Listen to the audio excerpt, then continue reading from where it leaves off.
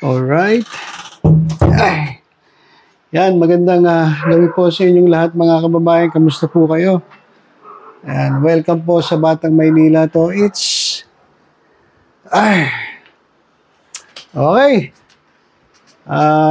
Anong araw ba ngayon? Ngayon po ay araw ng Lunes, November 18, 2024, 7:32 ng gabi. At ito, mga kababayan, pag-usapan natin si dating Pangulong Rodrigo Duterte. Alam niyo, sa totoo lang, itong ating dating Pangulo, iba-iba na po ang mga sinasabi. Siguro epekta na to nung kanyang katandaan, mga kababayan, kasi ilan na mag-80 na ata to si dating Pangulo. At sinabi rin, aminado siya na dami na rin siyang iniinom na gamot. At isa sa mga gamot na iniinom niya, yung fentanyl. Yung fentanyl, pain reliever daw yan. At talaga namang kapag nainom mo yan, medyo ma-high ka. So yan daw yung iniinom niya. Medyo siguro naapektuhan na yung kanyang pag-iisip. At iba-iba na, mga kababayan, yung sinasabi niya. Iba-iba na po yung sinasabi niya. Katulad dito, mga kababayan, katulad nung sinabi ni Senator Antonio Trillanes doon sa Quadcom, mga kababayan, di ba? Sabi ni Antonio Trillanes, nung una, sinasabi ni dating Pangulong Duterte na wala daw siyang pera, mahirap lang siya. At kahit pamasahe nga niya papunta dyan sa Quadcom dito sa Maynila, from Davao, nahihirapan siya kasi ginagastos niya ay galing sa kanyang retirement benefits o sa kanyang allowance galing sa pagiging retirado, mga kababayan. Pero, nagulat na lang tayo nung nagsalita siya dyan sa Quadcom at sinabi niya na siya ay merong 5 bilyong piso. 5 bilyong piso na hindi naman sa kanya galing kasi galing daw yun sa asawa niya. Mayaman naman daw asawa niya. Number 1 sa number 2. So, iba-iba yung sinasabi. At tanong tuloy ng taong bayan, ano ba talaga, kuya? Ano ba talaga? Mahirap ka ba talaga? O bilyonaryo ka? Ako, mga kababayan, naniniwala ako, hindi mahirap ito. At sa tingin ko, bilyonaryo itong si Rodrigo Duterte. Pakita ko sa inyo, mga kababayan, yung video yung ginawa. Ito, mga kababayan, pakita ko sa inyo. Ito yung video dito po sa Facebook page ni Antonio Trillanes. At sabi rito, umamin na may 5 bilyong piso daw siya. Ito si dating Pangulong Rodrigo Duterte. Ito panoorin po natin, mga kababayan. Ayusin lang natin yung ating para hindi masyadong matakpan ng ilaw. Okay, so ito.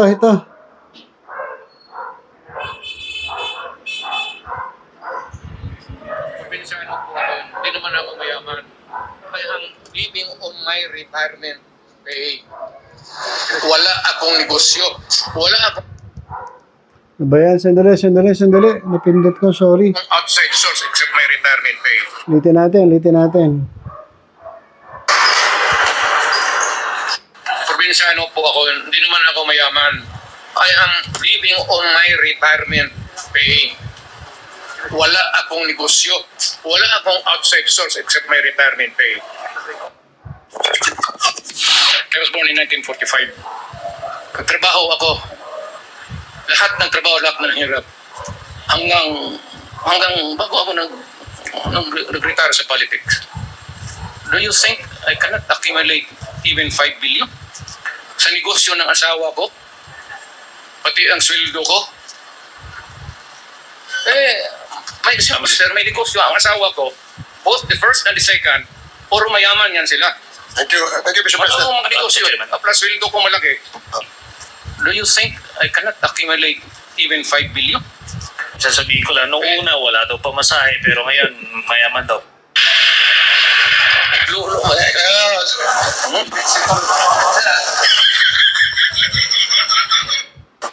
source except my retirement pay. Okay.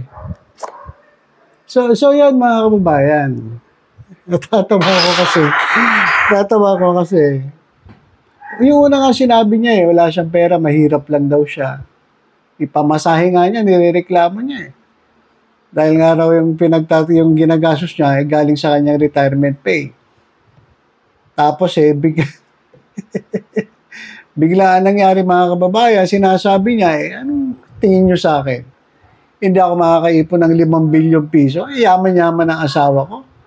At may negosyo yung mga asawa ko. Tapos ako, laki-laki ng sweldo ko. Sa tingin niyo, hindi ako makakapag-ipon ng 5 billion pesos. So sabi ni ni Trillanes, kanina mahirap, ngayon mayaman pala. Ay nagalit si Duterte. Aampasin siya ng mikropono. So yun ang tanong mga kababayan, ano ba talaga, Tatay Digong? Ano ba talaga, Tatay Digong? Sabi mo una, mahirap ka. Kung lahat ng mahirap, kung ikaw sinasabi mo mahirap ka, sana all. Sana all mahirap kasi meron kang 5 billion pesos Oh. Diba? Sabi mo mahirap ka. Sabi mo hirap ka sa pamasahe mo lang. Naawa pa nga mayroong mga panatiko na DDS Oh, lalo na yung isang Crisette na paniwalang-paniwala dito kay FPRRD na talagang mahirap. Minumura pa nga niya yung Quadcom. Dahil kinansela o nireschedule yung hearing. Minumura niya. Bakit? Kasi pumunta ng araw dito, matanda na, gumastos pa. Tapos, i-reschedule na lang yung meeting. Kaya siguro napilitan na itong Quadcom na ibalik sa dati schedule kasi nandun na yung pagkakataon Atin na raw ang dating Pangulo. Pero sinasabi ng mga tulongis na DDS, wala na nga naman daw pera. At ginagastos lang niya yung kanyang benepisyo dahil siya isang retirado. Ewan ko lang kasi kung titingnan mo meron tayo nakitang video dati. Pinakita yung bahay ni Pulong Duterte. Walang yan naman. Malapalasyo meron pa nga nagsasabi, tingnan nyo sir, yung bahay ni Sara Duterte. Kasi ang pinapakita lang ni Duterte, yung bahay niya na maliit. Alam mo naman style, lalo-lalo na si Bongo. Si Bongo, mga style yan talaga, mga sa social media Mga budol yan Kagaya si Bongo, nagpakita ng pagkain. Binidyohan niya lang yung kunwari, pagkain mahirap. Pinicturean lang ata, binidyohan yung pagkain dito sa Gedli. Pero hindi niya pinicture. May lumabas sa picture. Doon pala sa hapagkainan. Merong lechon at ang daming putahe. Pero pinakita lang ni Bongo yung picture ng ilang putahe na pang mahirap lang.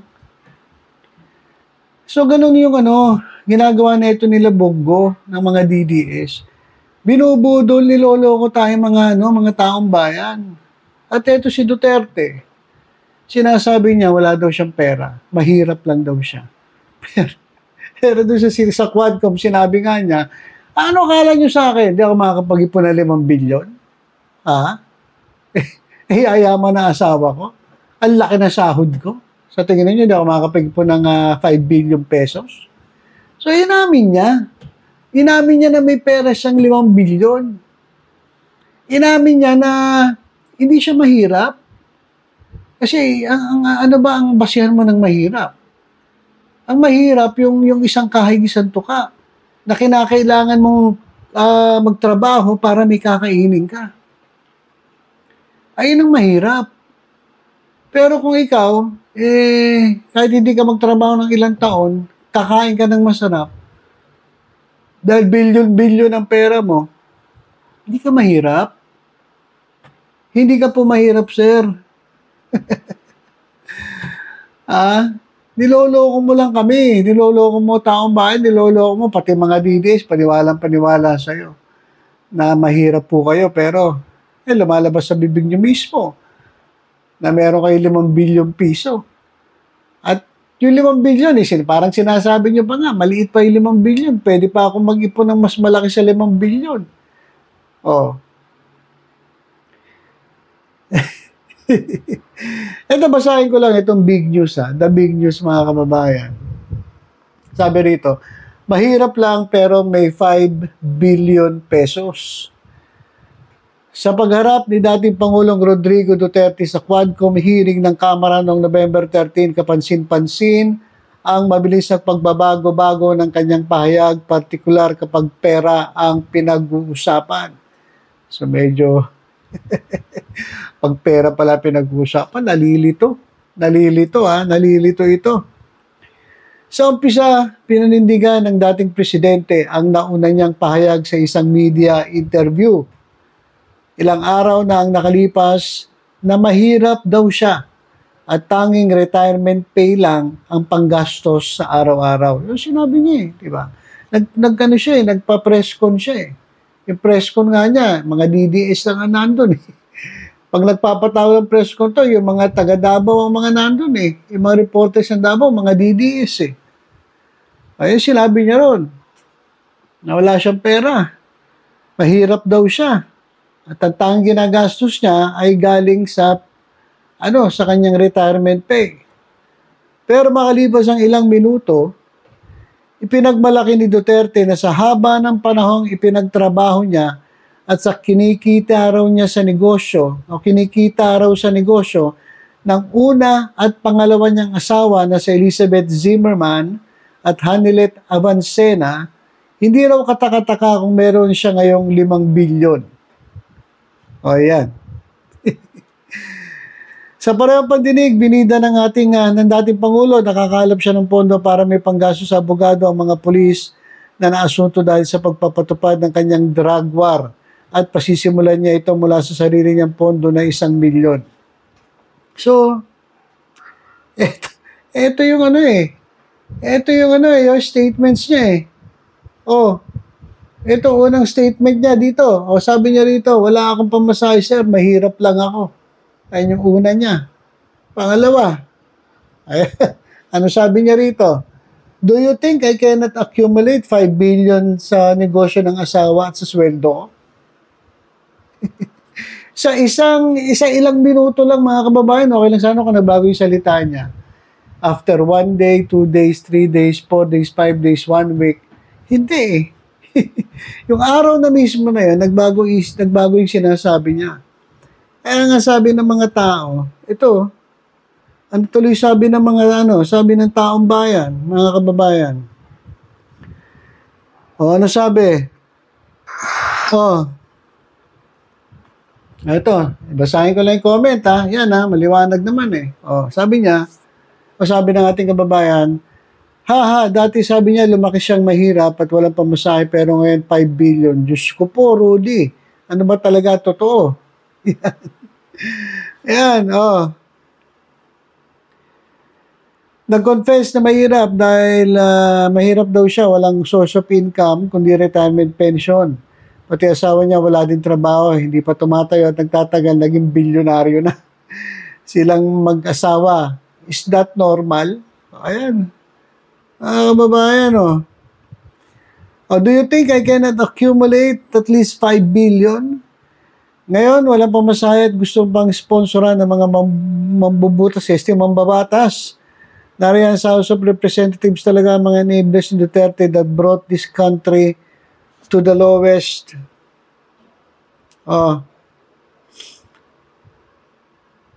Simpleng buhay, naka-aircon pero may kulambo para hindi halata.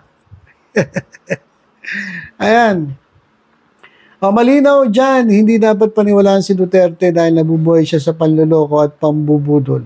Okay, mga kababayan, so yan po. Napakalinaw naman Diba? Napakalinaw naman ang sinabi ni Duterte na hindi imposible na magkaroon siya ng 5 billion o mas malaki pa. Kasi sinabi nga niya, may negosyo yung una niyang asawa, pati pangalawa niyang asawa, may negosyo. At siya naman ay may trabaho. Talaga namang naging presidente pa ng Pilipinas, magkakaroon ng sahod ng presidente. Siyempre, mga kickback pa. Parmali lang magkano na. So, Ewan ko